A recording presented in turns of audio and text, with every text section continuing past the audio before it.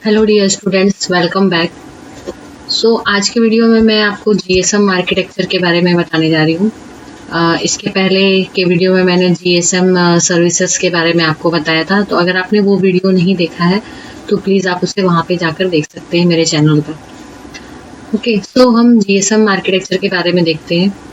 Basically GSM architecture क्या होता है, ये मतलब बेसिकली बहुत ही इम्पोर्टेंट टॉपिक है आपके मोबाइल कम्युनिकेशन सिलेबस में। इसको आप बहुत ध्यान से देखिएगा, और एग्ज़ाम पॉइंट ऑफ व्यू से मैंने जो थियोरेटिकल पोर्शन है वो सारा इसमें कवर किया हुआ है, ताकि आप एग्ज़ाम में पॉइंट वाइज हर एक चीज़ लिख सकें। मैं एक्सप्लेनेशन के साथ आपको थ्योरी भी इसमें बताऊंगी। बेसिकली जीएसएम आर्किटेक्चर जो होता है, ये जो भी all system in telecommunication area जो कि होता है, वो एक हायरार्किकल फॉर्म में इसमें बताया गया है आर्किटेक्चर को। तो इस सिस्टम में बेसिकली 3 सब सिस्टम होते हैं। जीएसएम जो होता है वो 3 सब सिस्टम से मिलके बना होता है। रेडियो सब system RSS, network and switching सब सिस्टम एनएसएस, और ऑपरेशन सब सिस्टम ओएसएस। बेसिकली तुम्हें हर एक बुक में अलग अलग टाइप के बुक में आपको अलग अलग आर्किटेक्चर के अलग अलग फॉर्म्स मिल जाएंगे, बट बेसिकली सब में चीज़ वही बताई गई है। हो सकता है किसी बुक में आपको थोड़ा डिफरेंट आर्किटेक्चर मिले, बट वो सारा उसमें जो भी इंक्लूडेड होते हैं, जो जितने भी पार्ट्स होते हैं वो सब इसमें हैं। मैं आपकी रेफरेंस बुक से ही लेकर के आपको ये आर्किटेक्चर बता रही हूँ। जनरली जीएसएम कस्टमर जो होता है वो जो भी मोबाइल, जैसे कि आप मोबाइल स्टेशन यूज़ कर रहे हैं। मोबाइल स्टेशन मतलब कि आपका अपना मोबाइल फ़ोन जो आप यूज़ करते हैं वो एक मोबाइल स्टेशन होता है। और बीटीएस मतलब जो एंटीना, जो टावर्स लगे होते हैं वो। तो जनरली जो हम होते हैं, कस्टमर्स होता है, वो सिर्फ 2 ही चीज़ों से अवेयर होता है कि या तो मोबाइल स्टेशन होता है या फिर आपका टावर होता है। आप सिर्फ वही देख पाते हैं, मगर इसके पीछे बैकग्राउंड में बहुत सारी चीज़ें होती हैं जो हमें नहीं पता होती हैं। तो वो क्या क्या चीज़ें हैं वो हम देखते हैं। तो ये आपका जीएसएम का आर्किटेक्चर है, फंक्शनल आर्किटेक्चर, जिसको जो मैंने बताया कि इसे 3 सब सिस्टम्स में डिवाइड किया गया है। तो ये यहाँ से लेके यहाँ तक ये आपका आरएसएस है, फिर एनएसएस है, फिर ओएसएस है। कुछ आर्किटेक्चर में ये आपको अलग अलग फॉर्म में मिलेगा, जैसे मोबाइल स्टेशन या बीएसएस के फॉर्म में मिलेगा। जैसे यहाँ पर ये बीएसएस दिया हुआ है, बीएसएस, ठीक है, तो बीएसएस के फॉर्म में मिलेगा, और फिर बीएसएस के बाद आपको एनएसएस मिलेगा, फिर ओएसएस मिलेगा, इस तरीके से। तो है वही चीज़ें, बट थोड़ा सा आर्किटेक्चर अलग अलग बुक के हिसाब से अलग अलग है। वो कोई टेंशन की बात नहीं है। इसके जो इसमें जो भी टर्म्स यूज़ किए हैं, तो उसका हर एक टर्म्स का मैंने फुल फॉर्म यहाँ पर लिख रखा है। एमएस क्या होता है? MS basically consist of 2 things. एक तो होता है आपका मोबाइल इक्विपमेंट, जिसे हम एमई कहते हैं, और दूसरा होता है सिम कार्ड। तो मोबाइल स्टेशन, आप जो आपके हाथ में जो आप देखते हो या जो आप यूज़ करते हो, वो मोबाइल स्टेशन होता है, जिसमें 2 चीज़ें होती है। एक तो इक्विपमेंट होता है और दूसरा होता है सिम कार्ड। ये आप सबको पहले ही पता है। तो ये जो है फिजिकल डिवाइस, इसको हम मोबाइल स्टेशन कहते हैं। और बीटीएस क्या होता है? बीटीएस मतलब बेस ट्रांसीवर स्टेशन। बीटीएस मतलब बेस ट्रांसीवर स्टेशन। तो ये आपका बेसिकली होता है बीटीएस, जो कि मतलब एक से ज़्यादा होते हैं बीटीएस। तो मैंने जब आपको सेलुलर सिस्टम बताया था, तब मैंने बताया था कि हमारा जो नेटवर्क होता है उसको हम डिवाइड करते हैं, जैसे हेक्सागोनल्स के फॉर्म में या फिर किसी और फॉर्म में आप उसको लेके चलते हैं। यहाँ पर जैसे कि अलग अलग ग्रुप्स में ये डिवाइडेड होते हैं, बने होते हैं, सेल्स में डिवाइडेड। बेसिकली इनको हम सेल्स कहते हैं, ठीक है, रेडियो सेल्स कहते हैं। तो ये आपके रेडियो सेल्स हैं अलग अलग। तो बहुत सारे मोबाइल स्टेशंस जो होते हैं वो बीटीएस से कनेक्टेड होते हैं। बीटीएस का जो वर्किंग है वो मैं आपको आगे बताऊंगी, फिलहाल आप सिर्फ इस डायग्राम पे कंसंट्रेट करिए। बीटीएस के साथ बहुत सारे मोबाइल स्टेशंस जुड़े हुए होते हैं, ठीक है, और उसी तरीके से कई सारे बीटीएस होते हैं। आप जितने भी सेल्स में जाओगे, अलग अलग सेल्स में, उसमें अलग अलग बीटीएस होते हैं। और वो अलग अलग बीटीएस बहुत सारे मोबाइल स्टेशन कंसिस्ट करके रखते हैं। ये हो गया बीटीएस। इसके बाद फिर जो अच्छा, और इसमें MS और BTS के बीच में जो इंटरफेस का यूज़ होता है वो होता है UM इंटरफेस। UM इंटरफेस जिसको हम एयर इंटरफेस भी कहते हैं। ओके, सो इस इंटरफेस की वर्किंग भी मैं आगे बताऊंगी आपको डिटेल में।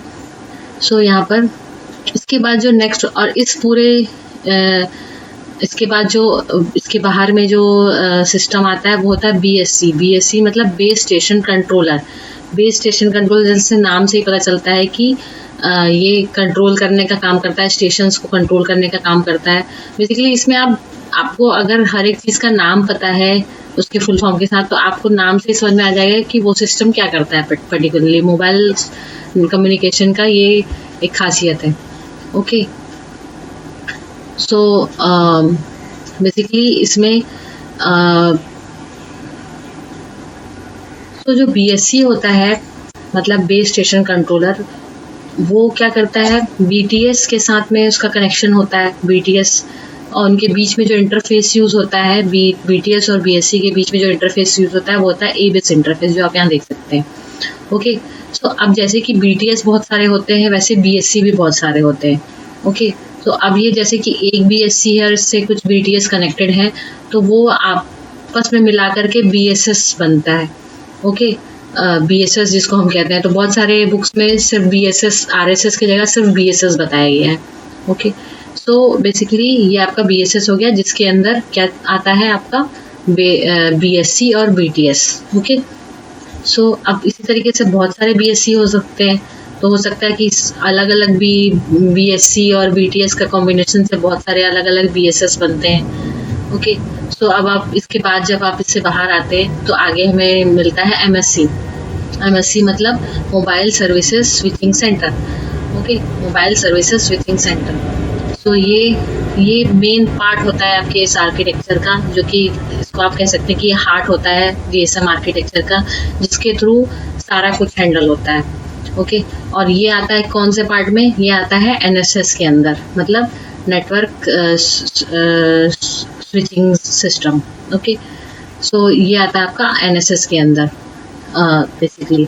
अब इसके अंदर क्या होता है कि MSC के अंदर और BSC और MSC के बीच में जो इंटरफेस वर्क करता है वो होता है A इंटरफेस। ओके, सो इसमें क्या होता है कि MSC भी आपकी कई सारी हो सकती है अलग अलग। तो एक MSC के अंदर क्या होता है, आपके उस पर्टिकुलर BSS का जो भी इंफॉर्मेशन होती है, ट्रांसमिशन और रिसीविंग का जो भी इंफॉर्मेशन होता है वो उसके पास होता है, और उसके बेसिकली ये बैकएंड में काम करता है, मतलब इसका अपना एक डेटाबेस होता है। ओके, सो ये VLR, HLR, AIR, ACU, ये सब जो भी आप यहाँ पर देख रहे हैं, ये सब डेटाबेसेस हैं अलग अलग टाइप के। इसको मैं एक एक करके आपको समझाऊंगी। ओके, सो ये हो गया आपका आर्किटेक्चर। उसके बाद लास्ट में जो OSS पार्ट में आता है वो होता है आपका EIR, AUC और OMC। ओके, EIR मतलब इक्विपमेंट आइडेंटिटी रजिस्टर, AUC मतलब ऑथेंटिकेशन सेंटर। ये सारी चीज़ें होती हैं जो कि OSS के अंदर आती हैं। ओके, और NSS के अंदर फिर आपका ये जो है एक अलग MSC जो होता है, MSC से एक गेटवे MSC, फिर वो अलग पार्ट है वो उसका, तो उससे वो सारे कनेक्टेड होते हैं। ठीक है, तो ये सारी इसकी फंक्शनिंग थी। अब मैं एक एक करके आपको पॉइंट्स इसके बताती हूँ। तो सबसे पहला जो था वो आपका RSS था, रेडियो स्टेशन सिस्टम। सो इसमें क्या होता है, बेसिकली ये आपका मोबाइल स्टेशन और BSS का कॉम्बिनेशन होता है, दोनों से मिलके बना होता है। ओके, और इसमें RSS और NSS के बीच में A इंटरफेस का यूज होता है, और आपका OSS के लास्ट वाला जो था आपका OSS में O इंटरफेस का यूज होता है। ओके, सो मोबाइल स्टेशन क्या होता है, ये जैसे मैंने आपको बता दिया कि एक डिवाइस होता है जिसमें कि आपका मोबाइल इक्विपमेंट और सिम कार्ड दोनों होते हैं। ओके, और इसमें एक EMIE नंबर होता है, जो आप लोग जानते भी होंगे, international mobile equipment identity number, जो कि हर एक पर्टिकुलर डिवाइस का यूनिक होता है। ये कॉमन नहीं होता, ये यूनिक होता है। ओके, BSS क्या होता है, BSS के अंदर मैंने जैसे बताया कि BTS और BSC दोनों आता है। ओके, सो जो कि कंट्रोल करता है आपके सारे जो भी कॉल वगैरह जो भी आते हैं उसको। ठीक है, तो वो कैसे करता है, BSS perform all function necessary to maintain radio connection to an MS coding and decoding of voice. Okay, so जो भी रेडियो कनेक्शंस होते हैं मोबाइल स्टेशन से, वो उसको कोड या डिकोड करता है. ओके, और BSC बिसाइड BSC BSS में क्या होता है, BTS भी होता है. तो BTS और BSC क्या होते हैं? BTS जो होता है वो रेडियो इक्विपमेंट होता है जो कि एंटीनास और सिग्नल्स को आपका यूज़ करके मतलब एंटीनास और सिग्नल्स उसमें यूज़ होते हैं. ओके, इसमें क्या होता है बेसिकली, ये ट्रांसमिशन और रिसीविंग के काम में आता है और सिग्नल प्रोसेसिंग का यूज़ करके इसमें ट्रांसमिशन और रिसीविंग होता है. ओके, ये इक्विपमेंट को कंट्रोल करता है और एंटीनास का जो भी यूसेस है, मतलब एंटीना जो हमने पढ़ा था अलग अलग टाइप का एंटीना, वो इसके कंट्रोल में होता है. ओके, क्योंकि आपका ये टावर होता है जो आप देख सकते हो, जो हर जगह टावर लगे होते हैं मोबाइल के, ये वही चीज़ होती है. ओके, जहाँ से सारा सिस्टम जो होता है वो आपका स्टेशन जो होता है वो काम करता है. ओके, BSC क्या होता है? BSC जो होता है वो BTS को मैनेज करने का काम करता है. ओके, कि एक बेस स्टेशन से दूसरे बेस स्टेशन में जब आपका मोबाइल जाता है, मतलब जो हैंड ओवर होता है, वो उसका जो भी काम होता है, उसको जब वो हैंड ओवर होता है वो टास्क, तो वो उस मोबाइल स्टेशन को मॉनिटर करने का काम करता है. ओके, और इसमें बेसिकली ये एलोकेट करता है चैनल और ड्यूरेशन ऑफ कॉल. ठीक है, जो भी कॉल का ड्यूरेशन होता है वो एलोकेट करता है और कॉल को मेंटेन करता है, मॉनिटर करता है और कंट्रोल करता है पावर ट्रांसमिटेड बाय BTS और MS.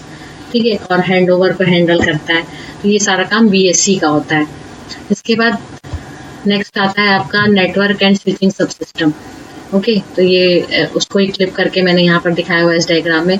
तो नेटवर्क एंड स्विचिंग सब सिस्टम में क्या होता है, मेन पार्ट जो होता है आपका MSC होता है जो मैंने बताया. तो ये हार्ट ऑफ GSM है. ओके, तो MSC जो होता है मोबाइल सर्विसेज स्विचिंग सेंटर, ये सारा कुछ कंट्रोल करता है. और इसके साथ में और कौन कौन सी चीज़ें आती हैं जो डेटाबेस मैंने बताया, जैसे कि home location register HLR, visitor location register VLR, gateway MSC, GMSC इसे हम कहते हैं, और इंटर नेटवर्किंग फंक्शन, ये सारी चीज़ें इसके अंदर आती हैं. तो एक एक करके हम देखते हैं. मोबाइल सर्विसेज स्विचिंग सेंटर क्या करता है, ये high performance digital ISDN switches होते हैं, स्विच का काम करता है बेसिकली. ठीक है, तो इसमें क्या होता है कि ये इंटरफेस का यूज़ होता है BSC और MSC के बीच में. ओके, और मतलब ये बैकबोन है GSM का, जैसे मैंने बताया हार्ट है. ओके,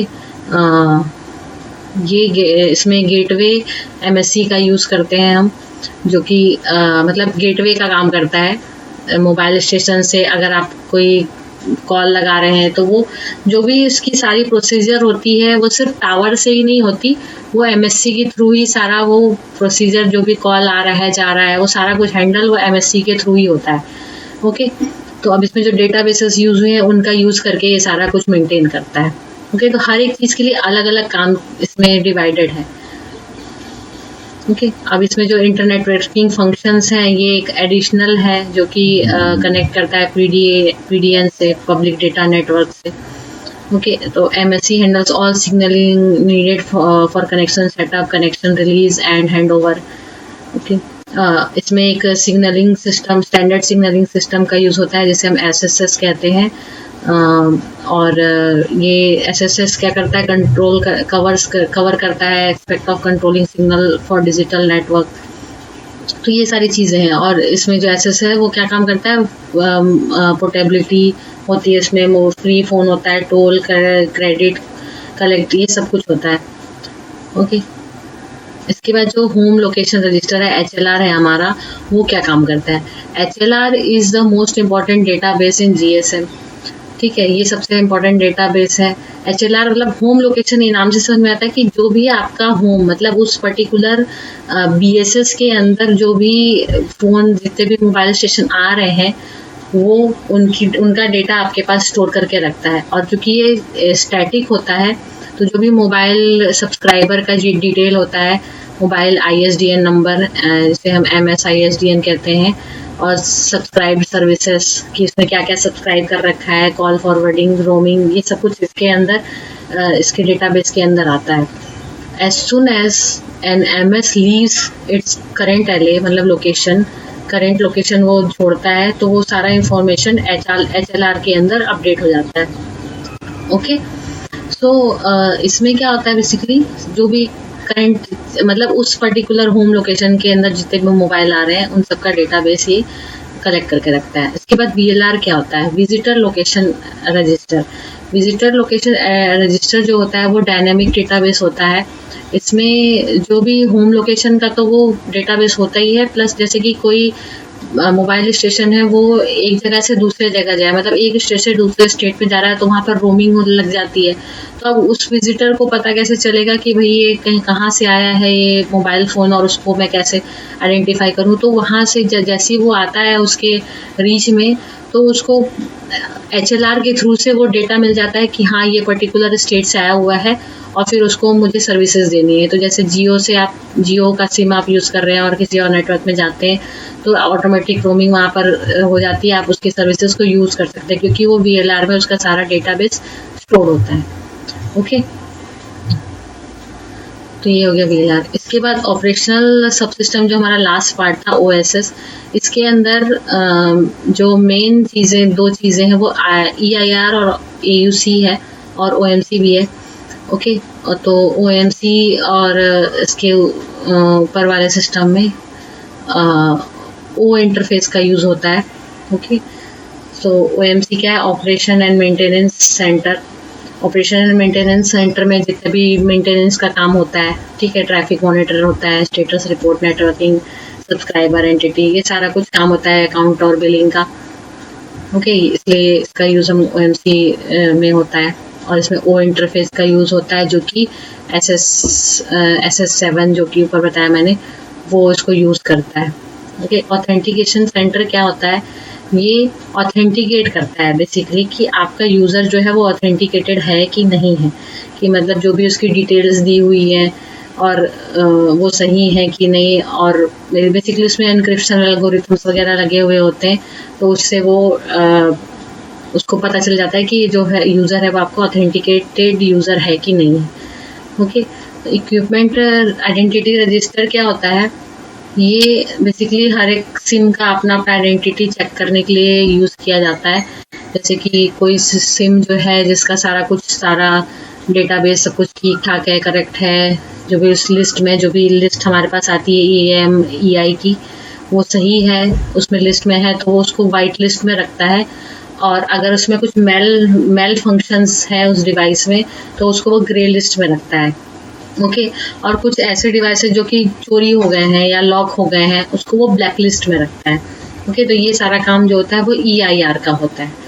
क्लियर है। इसके बाद इंटरफेसेस में जो ऊपर हमने देखा कि सबसे ऊपर जो था हमारा UM इंटरफेस था, जो कि एयर इंटरफेस होता है, वो क्या करता है, it is use for radio frequency, और ये TDMA की टेक्निक को यूज़ करता है। तो TDMA टेक्निक मैं आपको पहले के वीडियोस में बता चुकी हूँ, तो अगर आपने वो नहीं देखा है तो आप वहाँ मेरे वीडियो चैनल में जाकर के देख सकते हैं। ओके, सो UM इंटरफेस जो होता है वो ट्रांसमिट एंड रिसीव करने का काम करता है, जो भी इंफॉर्मेशन रिलेटेड होती है, ट्रैफिक और सिग्नल से रिलेटेड होती है, between MS and BTS। Okay, ABS interface क्या करता है, ये भी ट्रांसमिट और रिसीव करता है information between BTS and BSC, और ये एक लिंक एक्सेस प्रोटोकॉल का यूज़ करता है। इसमें जो भी सेट ऑफ रूल्स जो होते हैं उनको जो यूज़ करता है वो लिंक प्रोटोकॉल से लेता है। Okay, ABS interface. उसके बाद A इंटरफेस जो होता है वो होता है BSC और MSC के बीच में यूज़ होता है, और वो BSS के जो भी BSS सिस्टम जो हमारा है उसको मैनेज करने का काम करता है, कॉल को हैंडल करने का काम करता है। ओके, और जो भी बैंडविड्थ हैंडलिंग का काम भी करता है ये, और जो भी कनेक्टिविटी हो रही है हमारी इंटरफेस में वो 2 Mbps होती है। ओके, सो और O इंटरफेस जो लास्ट में है, तो O इंटरफेस जो होता है uses signalling system 7 SS7 based on X2.5, ये एक प्रोटोकॉल है जो कि कैरिंग, जो मैनेजमेंट करता है डेटा टू या फ्रॉम RSS, मतलब RSS से जो भी डेटा हमारा आ रहा है जा रहा है उसको मैनेज करने का काम करता है ये आपका ओ इंटरफेस। तो ये this was all about GSM architecture. Hope कि आपको ये समझ में आया होगा। प्लीज़ मेरे चैनल को लाइक और सब्सक्राइब कीजिए। Thank you so much.